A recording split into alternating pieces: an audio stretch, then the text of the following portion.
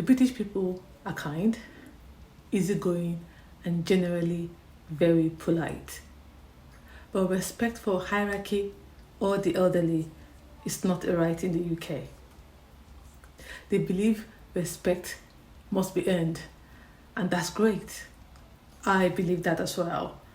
The UK is a society that is free, so most people are free to live their life the way they want it, so long as it doesn't infringe on someone else's freedom of expression or individual rights. And that's one thing I really admire about the UK. The problem that I find is that because it tries to place everyone on the same level, you often find a clash between the rights of one individual and the status of another. So my question is that if respect must be earned, then how can someone earn your respect if you don't really know them? Should certain people demand respect simply because of who they are or what they do? For example, a police, a teacher, a judge, or even an elderly person?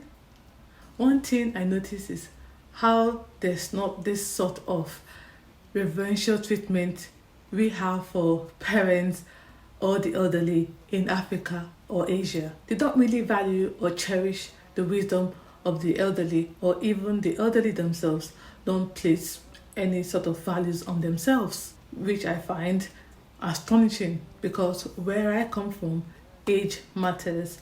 If you're 5 years older than someone, you demand their respect simply because you're a few years older. And parents have such a strong say in the lives of their children. Well, that can be suffocating. I know, I've experienced it, I've been there at times. It does allow a continuation of culture and tradition to be passed down from one generation to the next.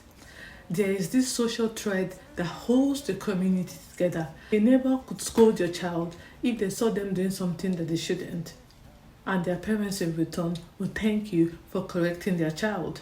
I can't see that happening here. I know I might be going all over the place with this point, but at the core of what I'm trying to say is that unless more value is placed on the elderly, then the fabric of our communities or societies will change too quickly, because very little beyond material things is passed down from one generation to the next. And this is how societies lose their cultures and identities, because nothing really is passed down to them from the generation before. And then you hear people say things like, we don't feel British anymore, or our society is less British.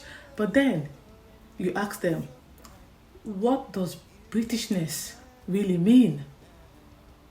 No one seems to have a clue. If you do, please let me know in the comment section. What does Britishness mean to you? Having the free will to do whatever you like, live your life the way you choose to, is great. But it often chips away the pillars of the society and culture. As the British would say, you can't eat your cake and have it